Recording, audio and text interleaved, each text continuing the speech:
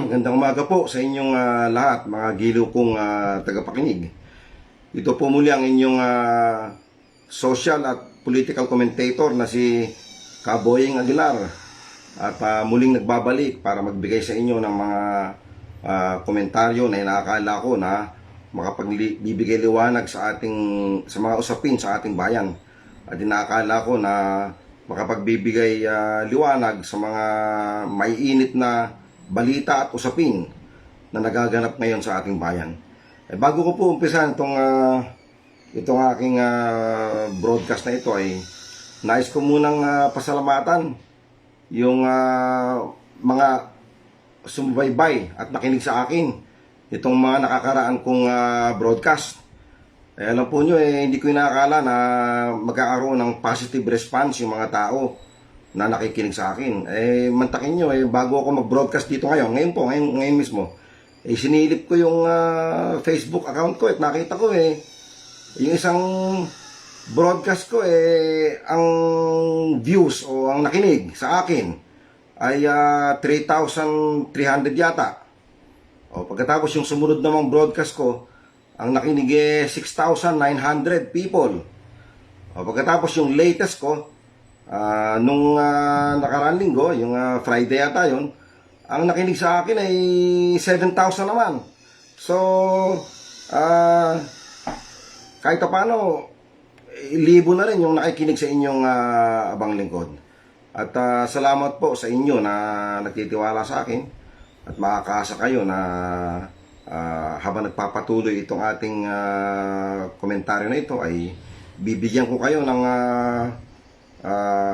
inakala kong malalim-lalim o disente, sibilisado at maliliwanag na komentaryo tungkol sa mga nagaganap na mga pangyayari sa ating bayan. And I will do so as a matter of civic duty. I will do so as a matter of civic duty. Gagawin ko ito bilang ambag ko sa ng isang mamamayan na may malasakit sa kanyang bayan. Gagawin ko po ito as a matter of civic duty. At ngayon pong umaga, ang aking pong paksa ay mainit din at sariwa. At inakala ko na yung iba sa inyo pamilyar dito. Ang tinutukoy ko po ay yung yung pagkumbinsi nila na tumakbo daw na presidente itong babaeng, kung tawagin nila Inday Sara Duterte. Yun bang anak ni Presidente Duterte na sabi nila ay gusto raw nilang kumandidato at papalit sa kanyang ama para ipagpapatuloy daw niya yung mga nagawa ng kanyang ama. At gusto ng mga taong ito na nasa likod niya ay kakandidato ng presidente ito para siya naman ang papalit sa kanyang ama pagka natapos na yung kanyang panunungkulan sa 1 taon. Kaya may mga movement dyan na kung tawagin run Inday Sara run yata yun. Run Inday Sara run, takbo Inday Sara takbo para maging pangulo. Kaya po itong aking broadcast na ito, pinamagatan ko naman bakit hindi ko iboboto si Sara Duterte kapag kumandidato siya sa pagka-presidente. Yan po ang titulo ng aking pamagat ng aking broadcast ngayon. Bakit naman hindi ko iboboto si Sara Duterte pag siya ay kumandidato sa pagka-presidente? Yan po ang aking topic ngayon. Alam po ninyo, sa Pilipinas, saka sa ibang bansa, birang-bira yung ganyan na magmula sa pagka-mayor ay iluluklok mo bilang presidente ng Pilipinas. Ang alam ko sa atin, Pilipinas, minsan pa lang natin ginawa yan, si Duterte. Niluklok nila mula mayor ng Davao, ginawa nila agad na presidente. From the local to the national. As far as I know, because I'm a serious student of politics, not just Philippine politics, but American politics and sometimes Southeast Asian politics also. I've never seen a situation where, well, at least to my knowledge, kung meron man, exception yun, na magmula sa mayor, ginawa mo agad na presidente ng Pilipinas. Dito muna tayo sa Philippine political president. Pera si Duterte, ano po. Ano yun sa Pilipinas hindi pa nangyari yan. Miskin na yung mga magagaling na mayor ng Pilipinas hindi ginawang presidente ng Pilipinas o hindi niluklok ng tao from the local mayor to the presidency of the Philippines. At tingnan nyo si yung pinatay na bayani ng Pilipinas na si Benigno Ninoy Aquino Jr., yung charismatic at matapang at magiting na bayani ng Pilipinas na si Ninoy Aquino. Kung tawagin siya the wonder boy of Philippine politics. The wonder boy of Philippine politics. He was the youngest vice mayor of the town of Concepcion, the youngest mayor, the youngest vice mayor, the youngest governor, tapos naging youngest senator pa. Pero kahit na siya tinaguri ang wonder boy of Philippine politics, at mayroon namang katwiran yung mga tao para tawagin siyang wonder boy of Philippine politics, hindi niya ginawa, tinangka na magmula sa pagka-mayor, pagka-governor, lumundag agad sa pagka-presidente ng Pilipinas. Nagsenador muna siya. So in 1967, I think, he was elected Senator of the Republic. At natalo yung kanyang partido sa halalan, nag-iisa siyang nanalong senador. Landslide yun kaya sa Philippine Free Press cover story doon yung mukha niya ni Senator Ninoy Aquino. Ang caption ng Free Press the lone survivor or something like that. The lone survivor because he survived the nationalista landslide victory in that 1967 senatorial election. Hindi ako nagkakamali, parang nag-number 2 siya with Senator Jose J. Roy of Tarlac. Dalawa silang Senator from Tarlac, pareho pa silang top-notcher. Senator Jose J. Roy, patay na po yun. Tapos si Senator Ninoy Aquino ng Tarlac din. Number 1 and number 2 yung posisyon na kanilang napanalunan noong 1967 senatorial election. Wonder boy of Philippine politics pa yan. Hindi niya ginawa yung from governor or mayor of Tarlac lumundag agad sa pagka-presidente. Siguro ito I cannot purport to read the mind of Senator Aquino.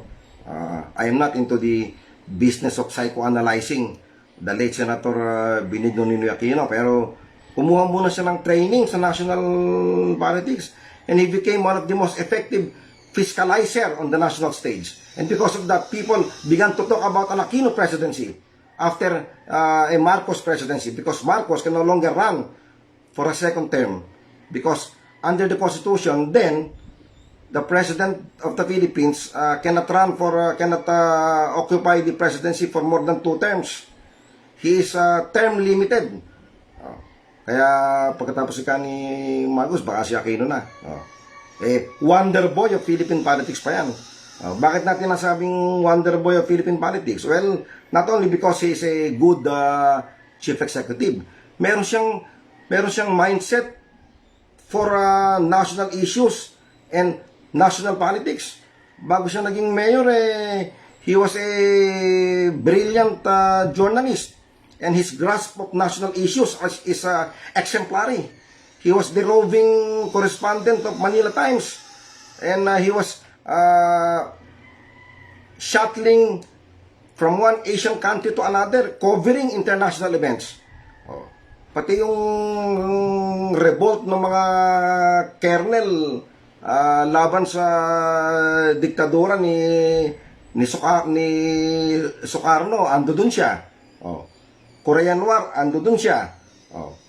Marami pa siyang kinover na international events dahil professional journalist He was exposed to national and international issues. Pinasuko pa niya yung Hukbalahap leader na si Taluk. Technical assistant pa siya ni Ramon Magsaysay. Assistant pa siya ni Carlos P. Garcia. Tapos yung isa pang presidente, I cannot remember the name now. Yan ganyan pakatindi yung kanyang exposure sa national politics. Pero hindi niya ginawa na magmula sa pagiging gobernador o mayor, nangarap siya agad na kumandidato bilang presidente. Kaya ko po sinasabi sa inyo yan, kasi yung mga nangyayari sa ating lipunan ngayon, gusto kong magbigay ng kaliwanagan dyan sa mga, kung tawagin nila Run Inday Sara Run movement na yan. Na ito raw anak ni Duterte, ito raw ang magandang ipapalit natin kay Rodrigo Duterte. At meron daw groundswell. That's the word that there is a groundswell of support in the nation for a Sara Duterte presidency. Alam po niyo, alam po niyo, sa kamukha ko po na isang matiim o masugid na taga-subaybay ng not only political movements but social movements in the Philippines and abroad. Sa kamukha ko po na isang social science academic na malaking bahagi ng buhay ko ay inubos ko sa pagsusuri, pag-analyze at pagsusulat pa. Lately, nagbalik na ako sa pagsusulat. Last year, nagsimula akong magsulat tungkol sa mga political and social movements and current issues sa Pilipinas. Diyan sa Facebook, nagsusulat po ako ng column dyan na pinamagatan kong Nothing But The Truth. Salamat nga po pala sa mga nag-like dun sa mga sinusulat kong English article. At minsan sumusulat din ako sa Tagalog. Salamat dun sa mga nagla-like. Salamat sa mga nagbabasa dun sa mga komentaryo ko sa Nothing But The Truth. Kaya po itong programa ko na to, by the way, yung mga ngayon pa lang nag-tune in sa programa ko na ito, ang pangalan po ng aking FB video broadcast na ito kamukha din ng pangalan nung column na sinusulat ko sa Facebook. Ang pangalan po nitong aking program ay Nothing But The Truth. Walang iba kung hindi ang totoo. O kaya pawang katotohanan lamang. Kaya po sa programang ito wala kayong sa abot na aking makakaya, wala kayong maririnig dito na pambobola o panluloko.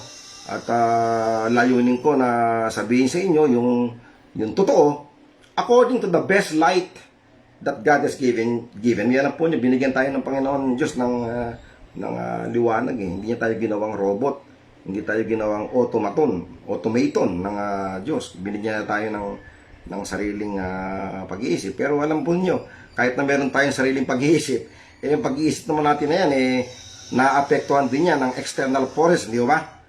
Kahit meron tayong sariling pag-iisip, naapektuhan tayo ng naririnig natin, nababasa natin, educational background natin, religious beliefs natin, yung ating association with other people. Kaya po ako, layunin ko naman to influence. Hindi po ako nakakaila. Talaga po ang purpose ko to go on air is to influence public opinion. Dahil lang po ninyo Democrat po ako Hindi po yung Democrat na political party sa Amerika. Democrat, ibig sabihin, ako po masugid na tagapagtaguyod ng prinsipyo ng demokrasya. Na ang tao ay may karapatang magsalita at makinig din naman sa ibang tao. At kaya naniniwala ako na sa isang demokrasya, huwag tayong magbabarilan o magpapatayan. Kung ikaw pabor ka sa isang presidente, di pabor ka dun. Kung ikaw naman ayaw mo sa presidente na yun, di ayaw mo. Pero bawat isa mayroong karapatang magpahayag ng kanyang kuro-kuro. Hindi kinakailangang big shot ka sa gobyerno. Hindi kinakailangang abogado kang de Campanilla o ikaw professor ka sa Harvard. Bilang isang mamamayan ng Pilipinas, mayroong kang karapatang magbigay ng mga kuro-kuro mo. At meron naman batas na nagbibigay hanggahan sa karapatan mo na yan. Kaya po ako isang Democrat. Kaya po mapapansin ninyo na ako tagapagtaguyod ng free speech sa ating bayan. At inuudyokan ko yung mga nakikinig sa akin na ganoon din sila. Mas marami nagsasalita sa ating bayan na mas maganda. Kung sa palagay mo si Rodrigo Duterte hulog ng langit sa mga Pilipino at si Rodrigo Duterte dadalhin tayo sa paraiso ng kasaganaan, peace and order, economic development, at bahala ka, mag-broadcast ka rin, kamukha ng ginagawa ko. Sabi nga ng isang marunong na tao, we have the right to be heard. People, all of us in a democracy have the right to be heard. But the right to be heard does not include the right to be taken seriously. Medyo nakakatawa po yun. Sabi niya, sa isang demokrasya, lahat daw ng tao mayroong karapatang marinig. Pero, hindi ko meron ang karapatang marinig ka, meron ka rin karapatan na puwersahin mo yung mga tao na maniwala sa iyo. Kaya po ako hindi ko pinupwersa na hindi ako magagalit sa inyo kung ayaw ninyong maniwala sa mga sinasabi ko at gusto ninyong paniwalaan yung mga ibang tao na iba naman ang sinasabi kaysa sa akin. Kasi naniniwala ako doon na we have the right to be heard. At the same time, the right to be heard does not include the right to be taken seriously. Kung ayaw kang seryosohin ng tao dahil mga sinasabi mo kabalbalan lang pala, kalukuhan, pambubola, edi bahala sila. Bahala ang taong bayan. Kaya po, masasabi ko na ako ay isang Democrat, isang tao na naniniwala sa malayang talakayan, malayang pagbibigay ng opinyon. At naniniwala po ako sa malayang pag-agos at sasalimbayan o pagtutunggalian ng iba't ibang kaisipan lamang. Kahit na po ako ay malaya nagpapahayag sa inyo, ayoko po nang nagmumura. Tulang po, ayoko po nang nagmumura ka, gumagamit ka ng mga salitang bulgar, winawasak mo yung pagkatao ng ibang tao na hindi naman hindi mo kapanalig sa paniniwala mo. Ayoko po ng didiretso ko na po kayo, no? Ayoko po ng bulgaridad, ayoko po ng pagmumura, ayoko po ng mga malalaswang salita, ayoko po ng mga salitang bastos kamukha ng naririnig ninyo kay Rodrigo Duterte. Kahit po ako mainit na tagapagtaguyod ng kalayang mamahayag, wala kayong maririnig na kabastusan o bulgaridad na kamukha ng naririnig ninyo sa nakaupong presidente ng Pilipinas. That I can assure you. Basta po ako tagapagtaguyod ako ng malayang pamahayag. Kaya babalik po ako din sa topic ko na yan.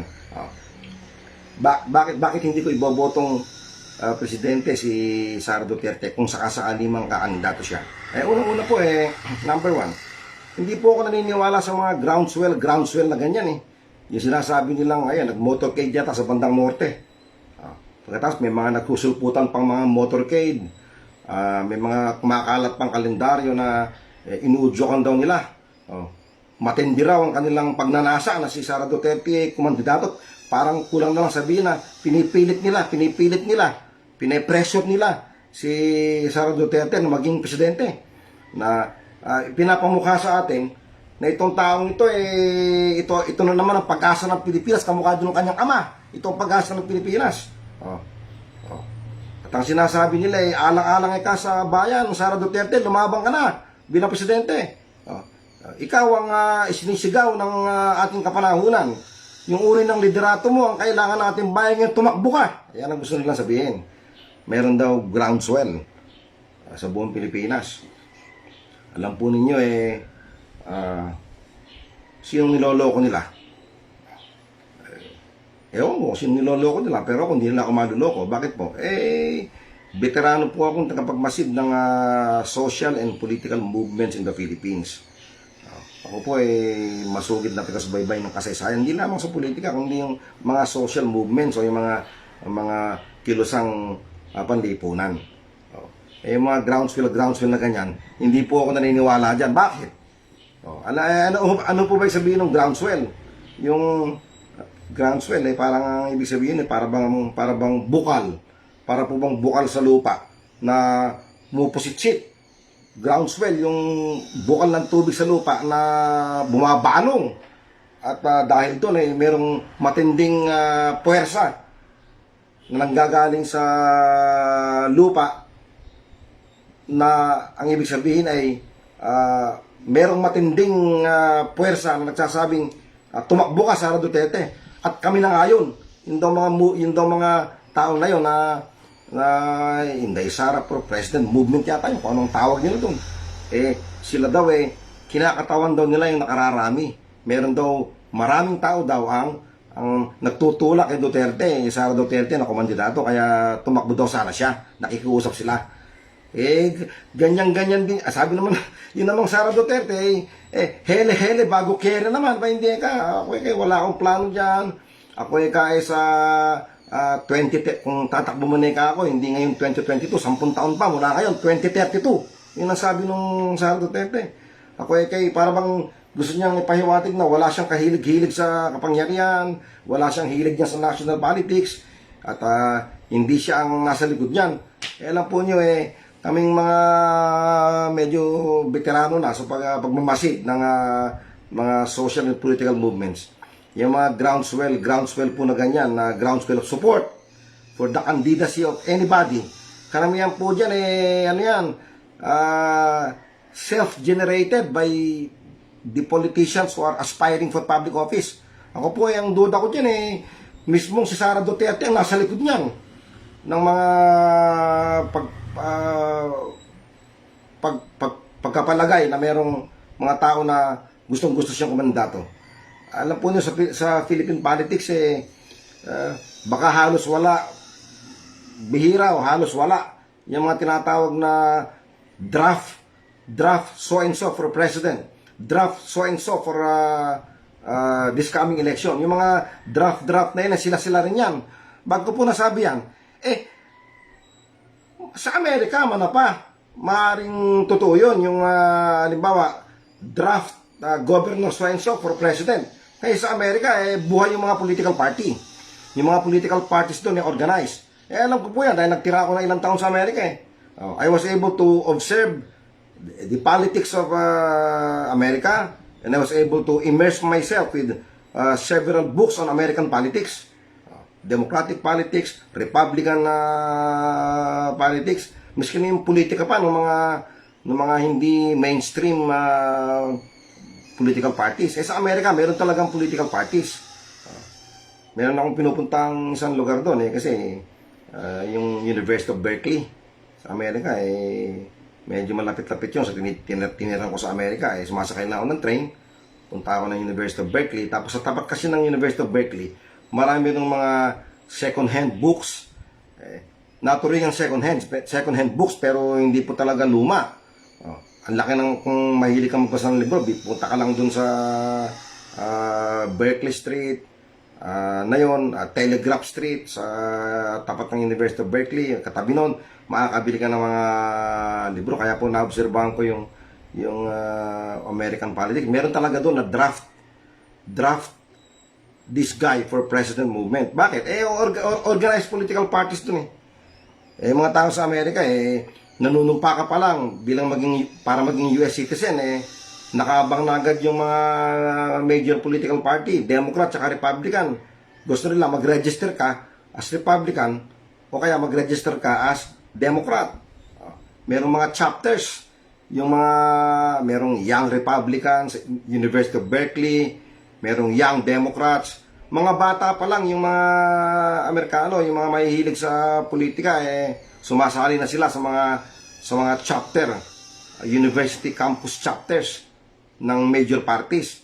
Kaya merong Young Republicans, Young Democrats, may mga chapter sila sa university. Sa atin, hindi naman totoo yung political party rito Yung political party sa atin hindi mo nga alam kung ano yung platform of government ng mga partido rito Pare-pareho sila ng platform of government. Puro mga motherhood statements. Lalabanan nila yung corruption, lalabanan yung kahirapan, pero hindi nila dinidetalye kung paano nila lalabanan yung corruption. At yun yung mga platform of government, ng mga political parties natin. Lahat sila anti-corruption, lahat sila anti-political dynasty, lahat sila anti-poverty. Lahat sila pro-foreign investment. Lahat sila for clean government. Pero hindi nila dinidetalye kung paano nila gagawin yung mga plataforma nila na yun.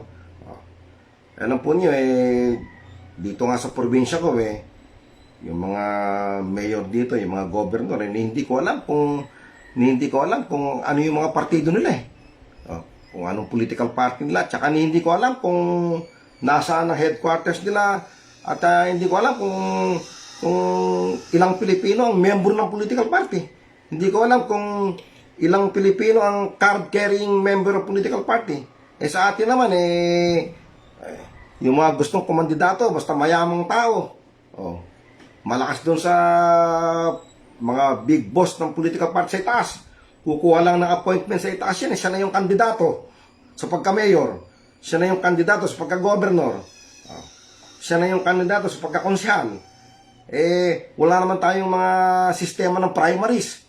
Sa Amerika kasi, bago ka makalabang mayor, mayor ng Maynila, bago ka makalabang mayor ng Maynila, at maging nominee ka ng Republican o Democratic Party, dadaan ka muna sa primaries.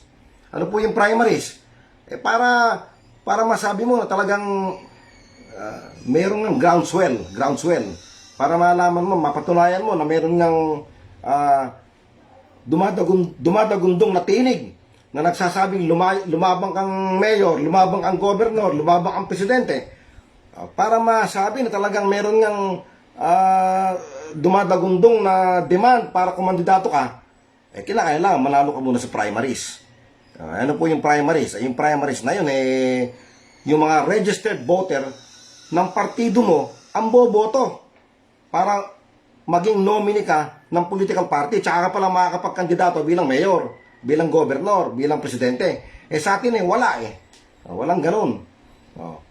Kaya pwede kang gumawa ng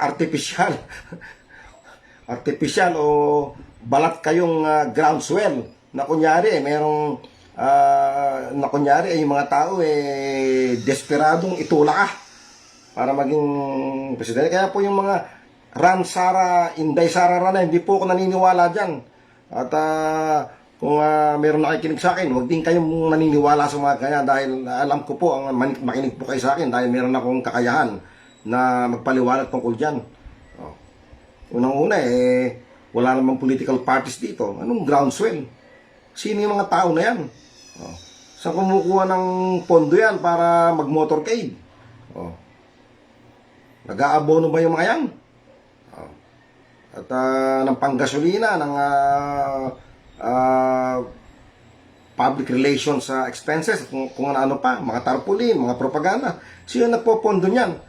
Sa Amerika, maliwanag kung meron namang run Donald Trump run o run Barack Obama run, nagpopondo niyan yung political party niya. Sa atin ang political party, pagka ikaw mayamang tao ka, nakakuha ka ng appointment sa kung sinong party boss sa itaas, ba, Liberal Party o PDP Laban, ikaw na yung nominee. Pag pinili ka at binasbasan ka ng mga party boss sa itaas, itinaas yung kilikili mo. Ikaw na. Kung mayor ka ng isang bayan at yung anak mo gustong maging mayor din, pagka hindi ka na pwede, itaas mo yung kilikili ng anak mo. Siya na yung nominee ng political party. Meron kasi sa ating tinatawag na equity of the incumbent daw. Pagka daw ikaw mayor na, ikaw na rin ang automatic na party nominee. Pag nagre-elect ka sa Amerika po, walang ganon. Walang equity of the incumbent doon. Kinakailangan, bago mo masabing may tinig nga ng taong bayan na nagsasabing tumakbo ka, kinakailangan manalo ka muna sa primaries. At yung primaries na yun, ang boboto sa'yo, yung mga registered voter ng partido mo. So kung yung bayan mo ang registered voter 200,000. Yung 200,000 na yun ang magboboto-botohan yun, kung either through party caucuses o kung ano pang style nila, yung sila mismo ang magsasabing ikaw ang nominee.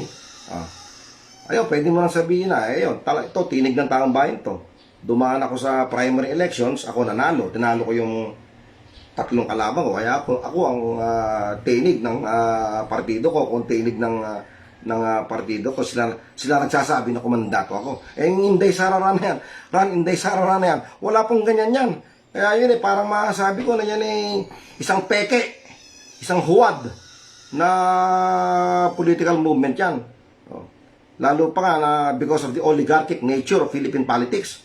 In the Philippines, if you are a rich guy and you have connections with a political party in Manila or in your locality, edi run for governor, run for mayor.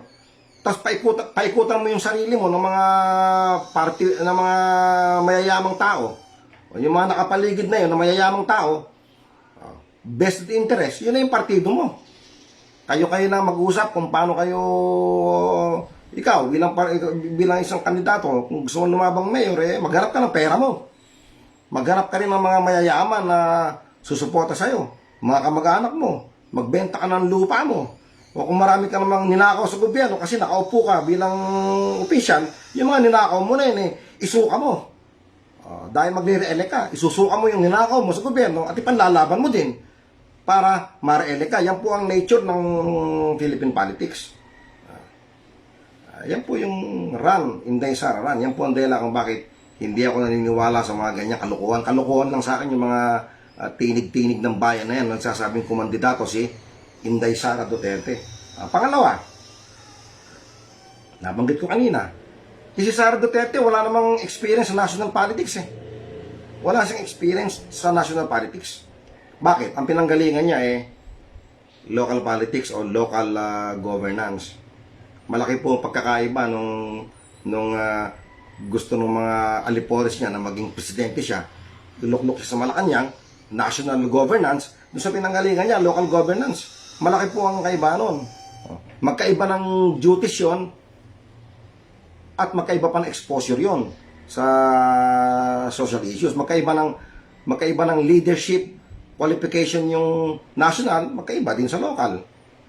Si Sara Duterte, ano po ba yan? Mayor po ng Davao, yung kamukha din ng ama niya. Ang exposure niyan, local governance. Ano po ba yung ginagawa sa local government? Di alam naman natin yung ginagawa ng mga local executive. Diyan nagtagal yung Sara Duterte na yan. Mayor ng Davao yata yan. Ano po ba yung mga ginagawa ng mga experience niya bilang mayor? Mga local issues. How to manage the local police, how to manage garbage collection, how to impose sanitation policies sa palengke ng bayan niya, paano siya mag-establish ng linkages sa mga maliliit na leader doon, local leader sa bayan niya. Ano pa po? Nakikipag-transact siya sa mga village officials. Yan ang kanyang mga concern. Peace and order in a localized level. Kung may nagsumbong sa kanya, Mayor Sara Duterte, nagkabulbul po yung traffic sa ganung intersection, sa ganung sangandaan, nihirip po ko. Kasi kalagin yun. Kalagin niya yung pagkakabulbul ng traffic na yun. Ganun lang po yung mga local officials.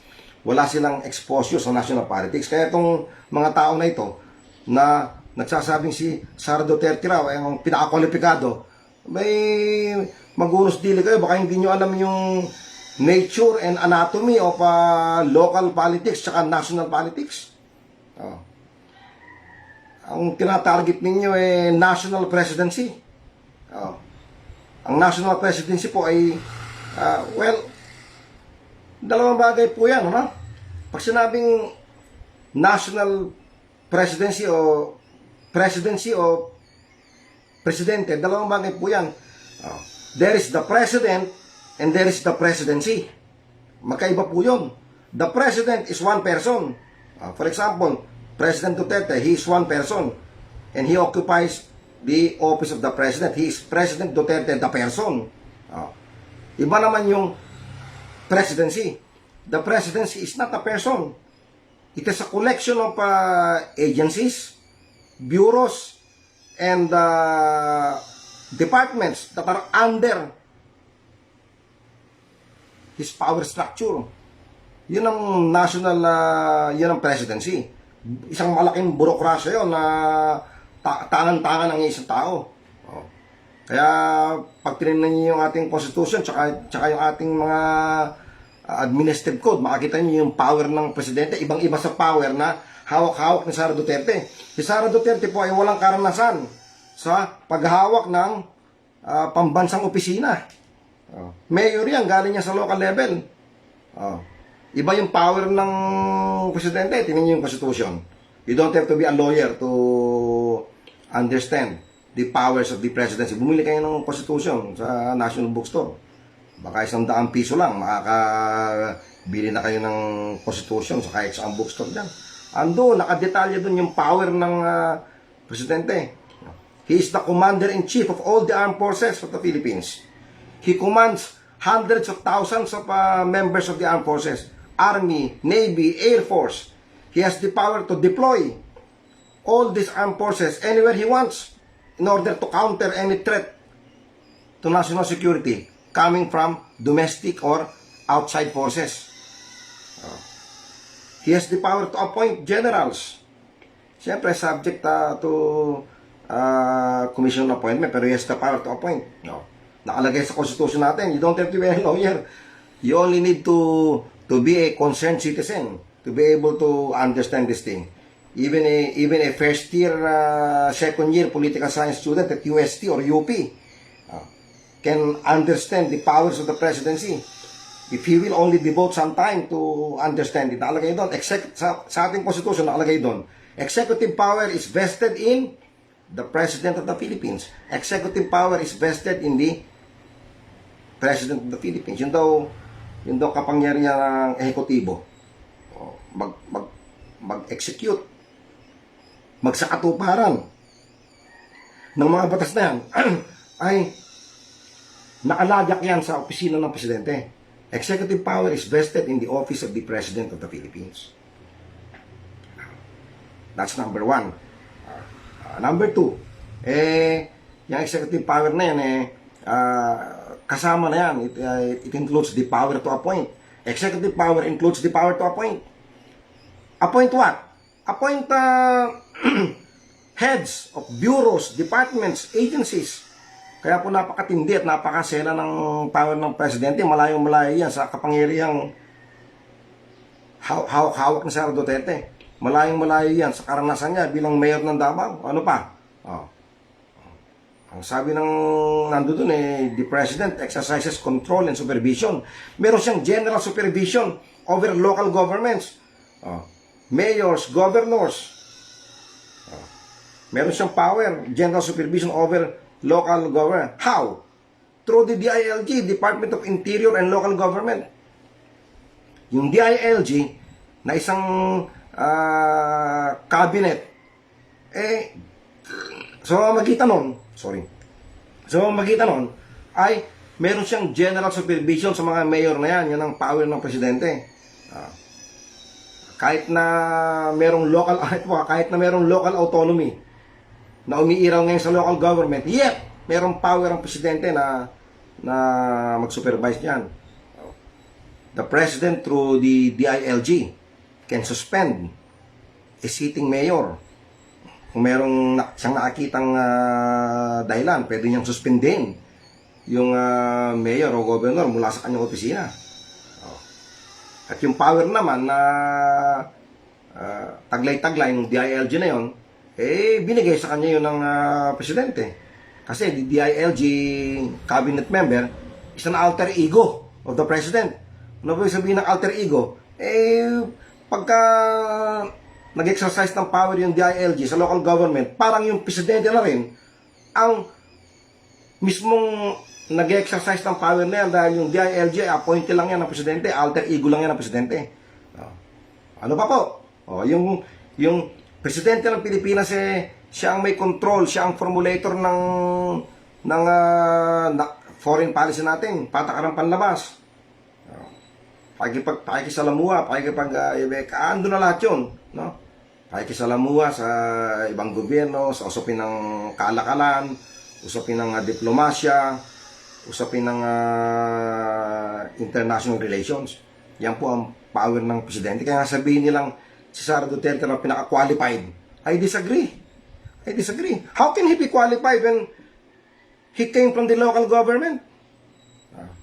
His powers in the local government are far different from the powers that are supposed to be exercised by the President of the Philippines. Ang laki po ng pagkakaiba nun. At tingnan nyo sa Amerika. Ito pa, let me use an American example, which is not very far from our experience. Alam nyo sa Amerika, hindi pa nila ginawa yan. Na magmula sa mayor, gagawin nilang Presidente. Napakadaming magagaling na mayor sa Amerika. At yung iba sa kanila, nangarap din na maging Presidente agad. Magmula sa pagka-mayor, lumundag agad.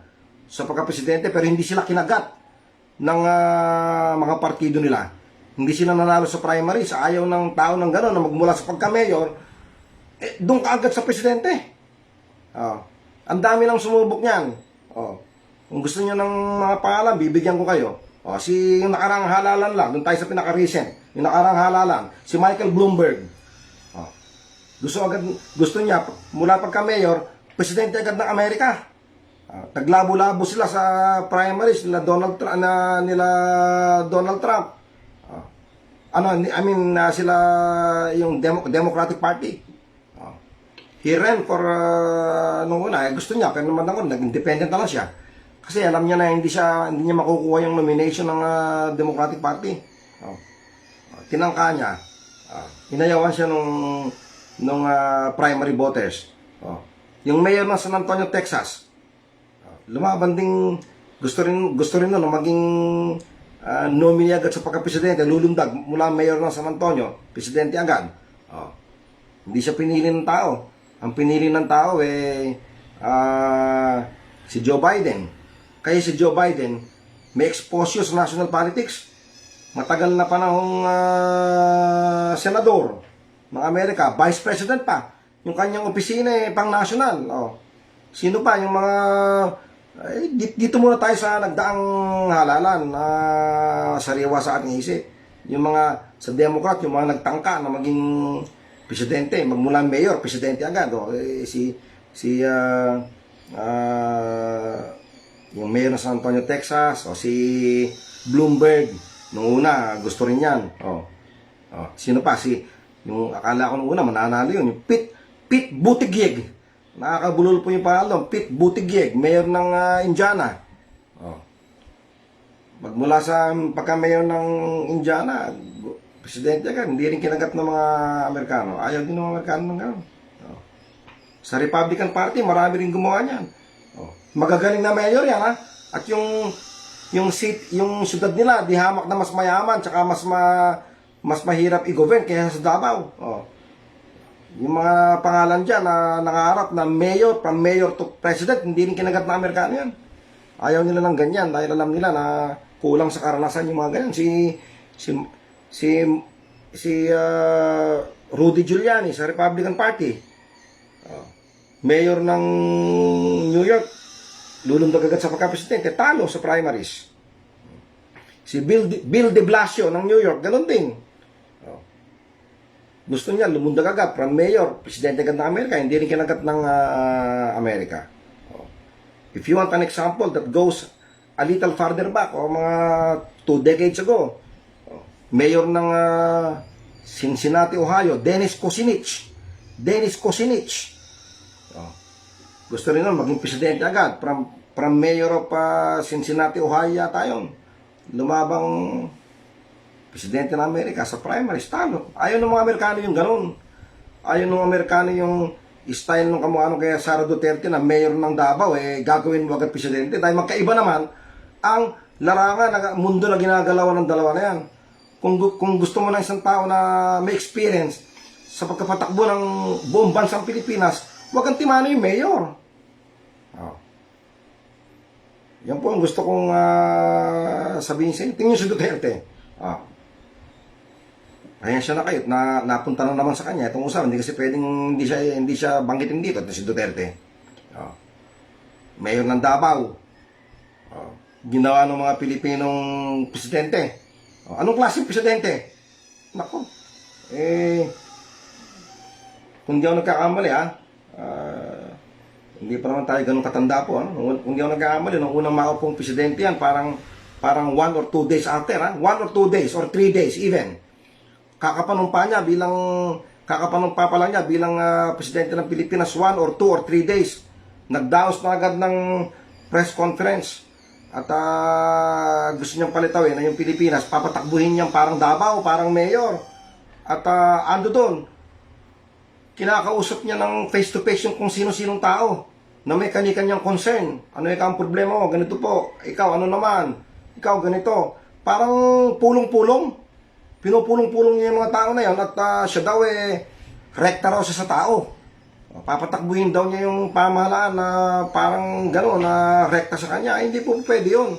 Pagka mayor ka lang ng Davao, iba naman yun sa presidente ka ng Pilipinas. Direct. Kinakausap niya yung mga tao mismo. Pagkatapos kung di ako nagkakamali, hindi na naulit yun. Hindi na naulit yun.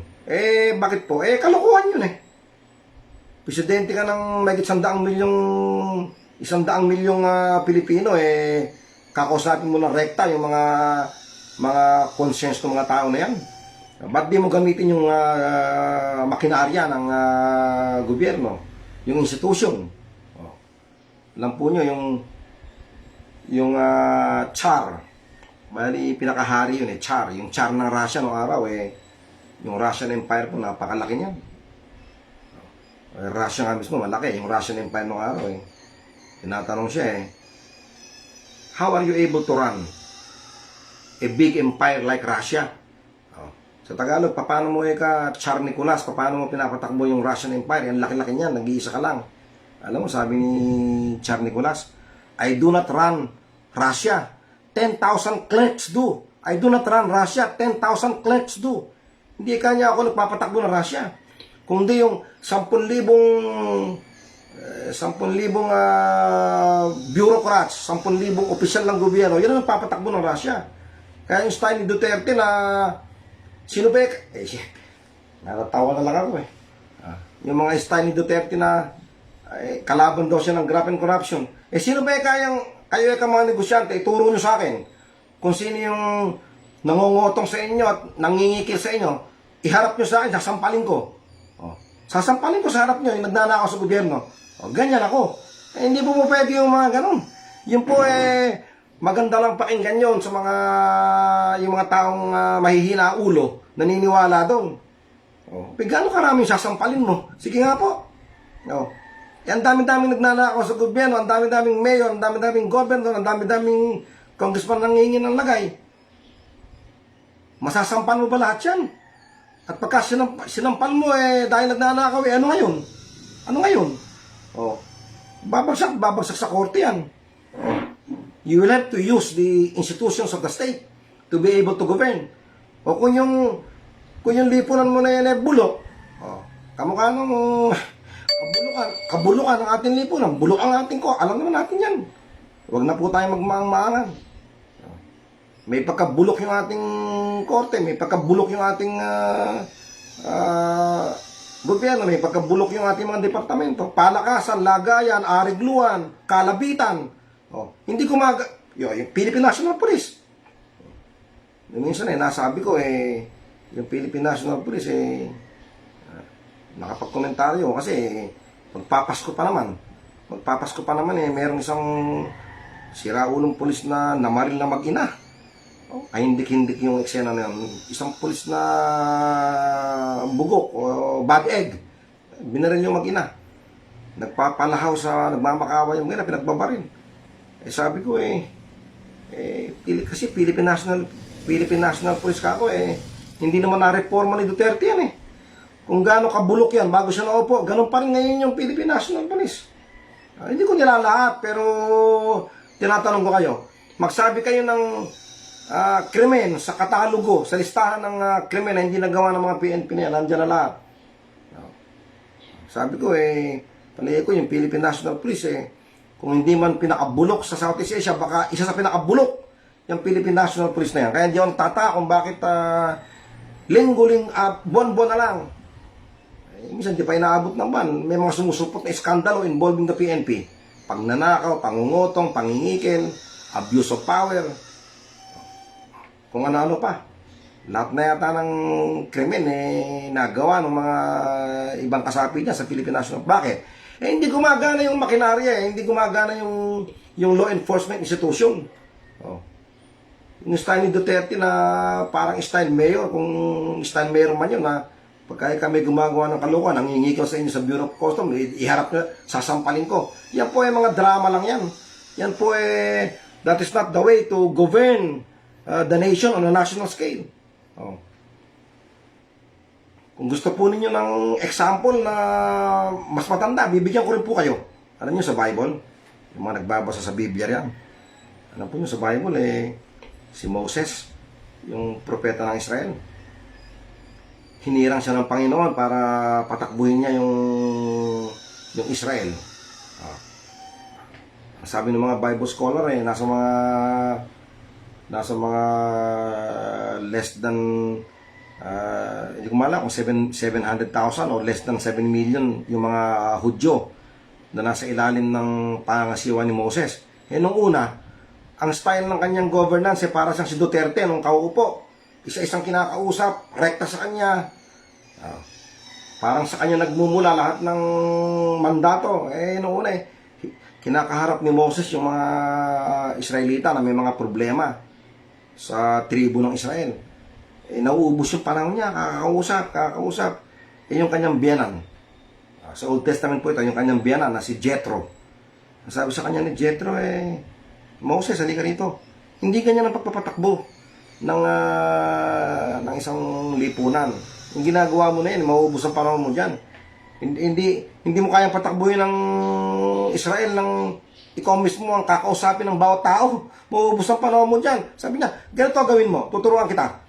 Pulungin mo yung mga head ng pamilya, yung mga malalaking pamilya sa Israel, yung mga head ng mga tribo, at sila lang kakausapin mo. At sa magitan nila, ipahiwatig mo sa kanila kung ano yung gusto mo mangyari. Hindi pwedeng bawat Hudyo na yan, kakausapin mo yan, mamamatay ka sa kakakausap yan, hindi mo kayang patakbuhin ng Israel ng ganyan. Kaya po yung biyanan ni Moses na yun, that is an ancient example of bureaucratic wisdom. Si Jethro. He is a fine example of an intelligent bureaucrat, yung kanyang payo. Si Duterte ganun Nung kauupo, maraming nagitla Nagdaos agad ng broadcast na kung sino-sino yung kinakausap. Ikaw, anong problema mo? Isa-isang kinakausap. Kami naman na may kaalaman sa political science o agham panlipunan, pinagtatawanan namin si Duterte dahil hindi naman ganyan kapatakbo ng gobyerno o ng national scale. Yan po si Sara Duterte. Yung kanyang background ay local politics. Kaya po nasabi ko na ang pamagat ng aking broadcast ay bakit hindi ko iboboto si Sara Duterte pag kumandidatong presidente. Sapagkat naniniwala ako na wala siyang sapat na exposure sa national politics. Kamukha din ng tatay niya. Yung tatay niya, inaamin ng tatay niya sa mga interview. Kasi si Duterte, yung tatay niya, medyo may kadaldalan itong presidente ito. Wala siyang KMA na magsabi kung ano yung mga tungkol sa kanya. Ini-interview yung tatay ng Sara Duterte, yung Rodrigo Duterte. Ano po ba Pangulong Duterte ginawa ninyo nung kayo naging congressman yata ang one term yung Rodrigo Duterte. Sabi ni Duterte, more or less to this effect. Sabi niya, nainip nga ako Nung mababatas ako, congressman ako Hindi yun ang linya ko. Yung mga talakayan na yan. Ang ginagawa ko mahabang panahon, inubos ko sa mall. Naglilibot lang ako sa mall, nagpapalipas ako ng oras doon dahil hindi ako masyado interesado sa pinag-uusapan nila. Yun nga po ibig sabihin. Kung alam lang ni Duterte na magiging Pangulo para siya ng Pilipinas, dapat sana yung kanyang pagkakataong maging congressman, ginamit sana niya yun para magkaroon siya ng exposure sa national issues. Kasi legislative body yun, deliberative body yun. Doon malulubog siya sa mga usaping pambansa. Hindi naman niya ginawa dahil tinatamad daw siya. Sabi ni Duterte, nung daw siya congressman, siya daw nagbabad lang sa mga mall. Tinatamad daw siya sa mga ganong usapan. Kaya po yun ang masasabi ko dun sa pagkandidato nitong si Sara Duterte na ito. Sino po ang kandidato na gusto kong iboto ninyo? Wala po. Wala po kung sinasabing iboboto ninyo. Hindi naman po ako bata ng kung sinong politiko dito. Isa lang po akong pribadong komentarista na nagmamalasakit din sa bayan natin. Kung sino iboboto ninyo, di ba wala po kayo? Kayo ang makapangyarihan. Pero ako, as a matter of civic duty, as a matter of civic conscience, sasabihin ko sa inyo na itong Sara Duterte, wala itong kwalifikasyon o matinding kwalifikasyon para maging susunod na presidente ng Pilipinas. Bakit? Dahil galing ito sa mayoral level. Baka ang utak nito mayoral din, kamukha ng tatay niya. Isa na lang po. At magtatapos na ako. Ang isa pang dahilan kung bakit hindi ko iboboto itong Sara Duterte na ito. Hindi ko nagustuhan yung nakita ko sa television, sa video, sa YouTube, all over the internet. Hindi ko nagustuhan yung ginawa niya na meron siyang disagreement dun sa sheriff ng bayan niya. Binuntal niya. Oh. Pinagsusuntok niya sa mukha, sa harap ng maraming tao. In full view of cameras and the press. It is a naked and brutal display of the arrogance of power. Ulitin ko po, yung ginawa ni Duterte na yun na sinuntok niya sa mukha, yung kawawang sheriff na yun I consider it a brutal and naked and obscene display of the arrogance of political power. Ayoko po ng isang public official na arrogante at mayabang. Yung ginawa niya na yun na pinagbubuntal niya sa harap ng mga tao yung ba't niya nagawa yun? Sino nagbigay sa kanya ng karapatan na mag-behave na kamukha ng ganon? Nagtataka lang ako, hindi siya kinasuhan ng DILG at kinasuhan ng administrative case man lang at sinuspinde yung ginawa niya na yun. Pinagbubuntal niya sa harap ng libu-libong tao at sa harap ng camera, yung pobreng sheriff yata yun. Hawak-hawak naman ng dalawang, I imagine those two people are his security personnel. Meron dalawang tao doon kasi parang pareho yung damit nila Mukhang uniforme, palagi ko bodyguard niya, bodyguard ng Sara Duterte. Hawak-hawak nila sa kamay yung sheriff habang binubugbog, sinusuntok naman ng Sara Duterte, yung kawawang sheriff na kita-kita mo sa mukha niya yung nasisakmal-sakmal ng takot. Biruin mong anak ng presidente yon, mayor, hindi lang mayor ng bayan, anak ng presidente, binubugbog ka sa harap ng maraming tao. Kaya po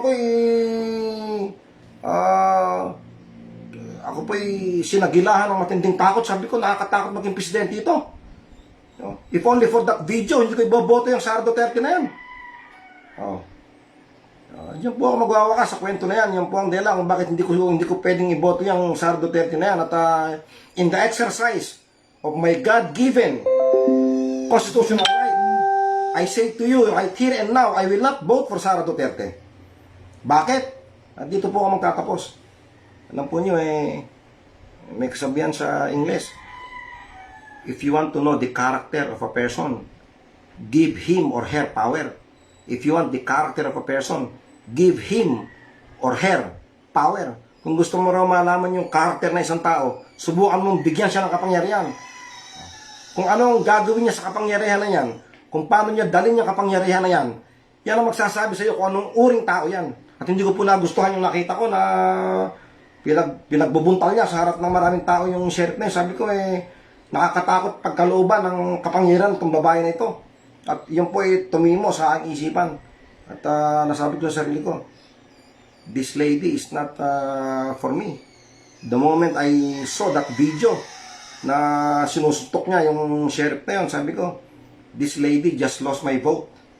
If ever she runs for public office, not necessarily president, kahit senador, hindi ko siya boboto dahil ako'y masyadong natakot. Nagitla ako at nayanig ako sa nakita ko ngayon. Kaya po yan po aking dadalhin sa inyo ngayon na mga kaisipan at kuro-kuro. At yan po ang dela kung bakit pinamagatan ko yung aking broadcast na kung bakit hindi ko iboboto si Sara Duterte pag kumandidato siyang presidente. Sana po inaliwanagan kayo sa aking malit na paliwanag ngayon. At hindi lang naman nakapokus kay Sara Duterte yung aking pamamahayag. Kahit paano, nagbigay din ako ng mga kuntil-butil na kuro-kuro tungkol sa nature ng local government, nature ng national government, the nature of the exercise of power, the dynamics of national power, national leadership, and local leadership. At sa ganyang punto po, magpapaalam na ako. At yan po ang nais kong dalhin sa inyo. At pagka po tayo boboto, palagi nating isipin yung magandang pangungusap na yun ng isang marunong tao. If you want to know the character of a person, give him power. How he handles that power. will mirror the kind of character, the kind of person he is. Sa ganyan diwa po ay nagpapaalam na po ako. Maraming salamat po sa inyong pagsubaybay. Pinapasalamatan ko yung mga dating nakinig sa akin na libo-libo na po pala sila. Yung isang broadcast ko sa mga tao na ngayon na nag-tune in, maligaya ko pong binabalita sa inyo na kahit pa paano po meron ding nakikinig sa akin, sa atin dito, nakikibahagi sa malaya, disente at sibilisadong pagtalakay sa mga usaping pambayan. Yung pong isang video natin dito na ako po yung nagsalita yung isa 3,300 ang nanood tsaka nakinig. Yung isa ngayong umaga lang sinilip ko 6,900 at yung isa naman 7,000 ang nakinig in one broadcast. At sa ganitong diwa po pinapasalamatan ko yung mga tao na yan, pinapasalamatan ko kayo na nagtiyagang makinig sa inyong walang kabuluhan at dukhang tagapagpahayag. Sa ganitong diwa po salamat sa inyo. Pagpalain kayo ng Panginoon Diyos, ang inyong anak buhay, ang inyong pamilya. At magkita-kita po ulit tayo sa susunod kong broadcast. Maraming salamat po sa inyong pakikinig. Maraming salamat po sa panahon na ibinigay niyo sa akin. Salamat po.